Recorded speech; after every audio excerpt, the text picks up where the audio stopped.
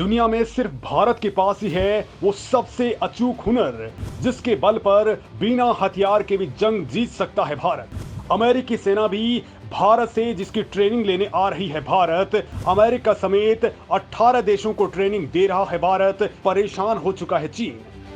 जी हां दोस्तों, बुलंद हौसलों के दम पर भारतीय सेना निष्ठुर मौसम और बर्फीले तूफान के बीच में दुनिया के उच्चतम युद्ध स्थलों में चोटी पर बैठे दुश्मनों को भी वहीं दफन करने की कला में पारंगत हो चुकी है। पूर्वी लद्दाख के गलवान में विकट हालात के अंदर डटे हमारे जवान उच्च पर्वतीय इलाकों की चुनौतियों के बीच हर दुश्मन को मात देने में सक्षम हैं।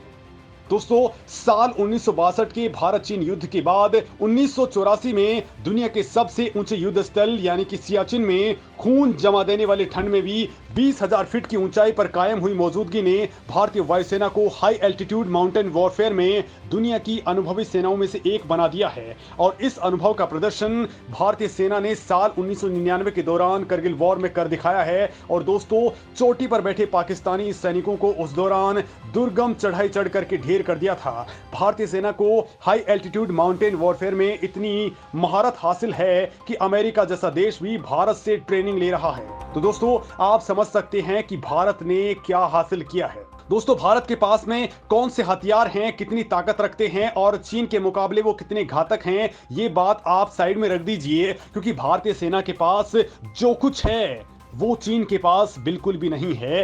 हाई एल्टीट्यूड माउंटेन वॉरफेयर का सबसे बड़ा किंग है हमारा हिंदुस्तान। और दोस्तों, चीन इसी वजह से सबसे ज्यादा कांप रहा है, क्योंकि चीन जानता है कि अगर वॉर हुआ तो भारत बिना हथियार चलाए ही मात्र अपने हुनर के दम पर ही उससे नेस्तनाबूद कर सकता है। तभी तो चीन सिर्फ टकराव पैदा करता है, भारत का आमना सामने करने की जरा भी हिम्मत नहीं करता। और जब भी आमना सामना होता है तो वो वहां से भाग खड़ा होता है। दोस्तों, आपने गलवान टकराव के दौरान भी देखा था कि चीन का जो कमांडर था वो आज भी इस घाटी में वापस आने से बेहद खौफ खाता है। लेकिन दोस्तों, यहाँ सवाल ये उठता है कि आखिर कैसे तैयार होते हैं भारत के ये खूंखार सैनिक, कैसे होती है इनकी ट्रेनिंग और कैसे ये इतने कठोर हो जाते हैं कि ना सिर्फ इन्हें सर्दी परेशान करती है बल्कि पहाड़ों की बर्फ भी इनका बाल भी बांका नहीं कर पाती। ना ये थकते हैं, ना ही इनके हौसले पस्त होते हैं। और दोस्तों, तभी हाल ही के अंदर उत्तराखंड की ओली में भारतीय सेना से ट्रेनिंग लेने के लिए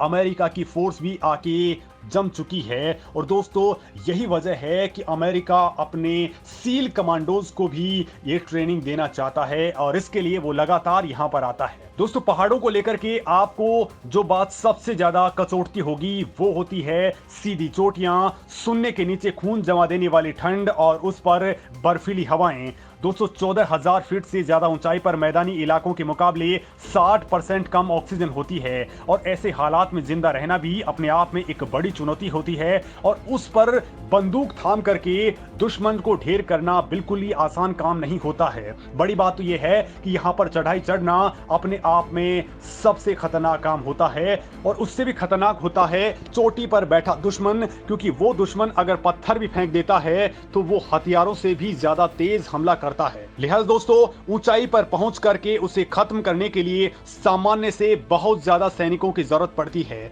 गलवान के अंदर भारतीय सेना पर हमले के दौरान ऊंचाई पर मौजूद चीनी सैनिकों ने पत्थर बरसाए थे। दोस्तों, दुश्मन ऊंचाई से हर हरकत देख सकता है। ऐसे हालात में लड़ने के लिए सैनिकों का विशेष रूप से ट्रेंड होना बेहद जरूरी होता है। और इसके लिए सी लेवल से 10,000 फीट की हाइट के ऊपर 1948 में स्थापित हुआ सेना का हाई एल्टीट्यूड वॉरफेयर स्कूल आज दुनिया के बेहतरीन स्कूल्स में से एक माना जाता है। इस स्कूल ने आज तक देश को बेहतरीन जाबाज योद्धा प्रदान किए हैं और आगे भी ये लगातार देने में जुटा हुआ है। दोस्तों, भारत की इस स्कूल में ट्रेनिंग ले रहे जवानों के लिए दुनिया के बेहतरीन उपकरण और बेहतरीन सिखाने वाले ट्रेनर्स मौजूद हैं। इस स्कूल में ट्रेनिंग पाने वाले सैनिक 20,000 फीट की हाइट पर बर्फ के बीच में बैटलफील्ड में रह सकते हैं और दुश्मन से लोहा भी ले सकते हैं। इस स्कूल से केवल देश के नहीं बल्कि विदेशों के भी कई सैनिक ट्रेन हो चुके हैं। दोस्तों, इसी स्कूल में विंटर वॉरफेयर ट्रेनिंग के अलावा माउंटेन वॉरफेयर की स्पेशल ट्रेनिंग्स दी जाती हैं। और आज तक इस स्कूल में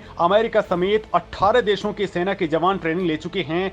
वॉरफेयर स्कूल के इंस्ट्रक्टर मेजर सलीम जफर ने इस मामले में कहा है कि हाई एल्टीट्यूड स्कूल में हम ट्रेनिंग देते हैं कि एक सैनिक कैसे ऑपरेट करेगा। मिलिट्री स्फीयर होने के नाते हम उन्हें ऊंचे बर्फीले इलाकों में लोड से लेकर के स्की करने की भी ट्रेनिंग देते हैं। ये स्कूल अपने स्टूडेंट्स को सर्वाइवल ट्रेनिंग भी देता है, जिसमें एक ट्रेनी को इग्लो में रहना पड़ता है, यानी उसका खाना पीना सब बर्फ में ही बनता है और इसी में उसे रहना पड़ता है। हम उन्हें एडवांस ट्रेनिंग भी देते हैं जिससे वो दुर्गम इलाकों में ग्लेशियर में रहने के लिए सक्षम होता है। हमने जवानों को हर स्थिति के लिए सक्षम बनाया है। सबसे पहले तो जवान इस ट्रेनिंग कोर्स के लिए चुने जाते हैं। उनकी तादाद करीब 250 से लेकर के 300 तक होती है। इन सभी जवानों को अलग अलग टुकड़ियों में बांट करके इन्हें परिस्थितियों और वातावरण से अवगत करवाया जाता है। ये ट्रेनिंग पहले 9 हफ्तों की होती है, फिर इन जवानों को एडवांस 3 हफ्तों की ट्रेनिंग दी जाती है। ट्रेनिंग के जो मुख्य कोर्स रहते हैं उनमें ऊंची दुर्गम चोटियों पर स्की पेट्रोल और हिमस्खलन रेस्क्यू जैसे कोर्स सिखाए जाते हैं। स्की पेट्रोल के जरिए ऊंचे से ऊंचे जंग के मैदान में जवानों तक सहायता पहुंचाना, 20,000 फीट की हाइट तक ऊंची पोस्ट पर रहने की क्षमता सैनिकों के अंदर पैदा करना, बर्फीले तूफानों और हिमस्खलन के दौरान बचाव और अपने लिए अस्थायी शेल्टर बनाने जैसी बातें शामिल होती हैं। दोस्तों, जवानों को हिमस्खलन में रेस्क्यू करने, बर्फ में फंसे जवानों को बचाने और उन तक मेडिकल रेड पहुंचाने जैसी बातें भी इस कोर्स के दौरान शामिल होती हैं। ये ट्रेनिंग जवानों को -20 डिग्री से लेकर के -60 डिग्री के तापमान और 20 से 35 फीट तक की बर्फ में रहने के लिए सक्षम बना देती है। High altitude warfare school Indian army का एक प्रीमियम एस्टेब्लिशमेंट है, जहां भारतीय सेना के अलावा पैरामिलिट्री फोर्सेस और फ्रेंडली विदेशी सेना के जवानों को ट्रेनिंग दी जाती है। यहाँ पर ट्रेनिंग सुपर हाई एल्टीट्यूड इलाकों और ग्लेशियर के बारे में बताया जाता है। दोस्तों, आपको यह भी बता दूं कि लेह में चीन को पछाड़ने वाले गलवान के बलवान भी इसी स्कूल की पैदावार रहे हैं। इन दुर्गम बर्फीली चोटियों में जवानों की प्रैक्टिकल ट्रेनिंग शुरू हो जाती है। कई फीट बर्फ पर इन्हें ट्रेनिंग दी जाती है। पहला स्टेज टीमिंग का रहता है। यहाँ पर बर्फ पर हथियार के लिए स्कीइंग करने के लिए इनके इंस्ट्रक्टर मैदान में मौजूद रहते हैं। बेसिक ट्रेनिंग्स के बाद इन्हें धीरे धीरे कठिन स्लोप्स और ज्यादा मुश्किल ट्रेनिंग दी जाती है। जवानों को यहाँ पर ऊंचे बर्फ की पहाड़ियों पर ड्यूटी करने से लेकर के स्कीइंग और बर्फीले तूफानों से बचने की ट्रेनिंग भी दी जाती है। ट्रेनिंग में इन जवानों को छोटी मोटी टुकड़ियों में बांटकर ऐसे इलाकों में भेजा जाता है जहां ये अस्थायी शेल्टर बनाकर के रहना सीख जाते हैं। जवानों को यहां पर बर्फ पर पेट्रोल करना और तेजी से चलना सिखाया जाता है। इसके बाद जवानों को एडवांस वेपन से भी लैस किया जाता है। बर्फ पर चलने के लिए जवानों को एडवांस टेक्नोलॉजी और इक्विपमेंट्स दिए जाते हैं। इसमें ट्रेनिंग का सबसे महत्वपूर्ण स्टेज है हिमस्खलन रेस्क्यू। इसमें कंट्रोल रेखा पर हिमस्खलन आने पर क्या करना है, कैसे खुद को बचा के रखना है और कैसे अपने साथियों को बचाना है, या फिर पर्यटकों या आम इंसानों को कैसे वहां से रेस्क्यू करना होता है। ये तमाम बातें इनको ट्रेनिंग के दौरान दी जाती हैं। दोस्तों, ट्रेनिंग में एक जवान को बर्फ के अंदर दफन कर दिया जाता है और बाद में रेस्क्यू टीम इस जवान को ढूंढ निकालती है। इस रेस्क्यू के कई इलाके होते हैं। इनमें एक तरीका है एवीडी यानी एवलांच विक्टिम डिटेक्टर, जिसके जरिए इन्हें खोज निकालना होता है। इनमें विक्टिम के पास में रिसीवर होता है और रेस्क्यू टीम के पास में डिटेक्टर होता है। ये डिटेक्टर विक्टिम को ढूंढ निकालता है। और दूसरा तरीका होता है एवलांच स्टिक के जरिए दबे शख्स को खोज निकालना। और तीसरा तरीका होता है एवलांच कॉर्ड के जरिए खोजे हुए व्यक्ति को ढूंढना।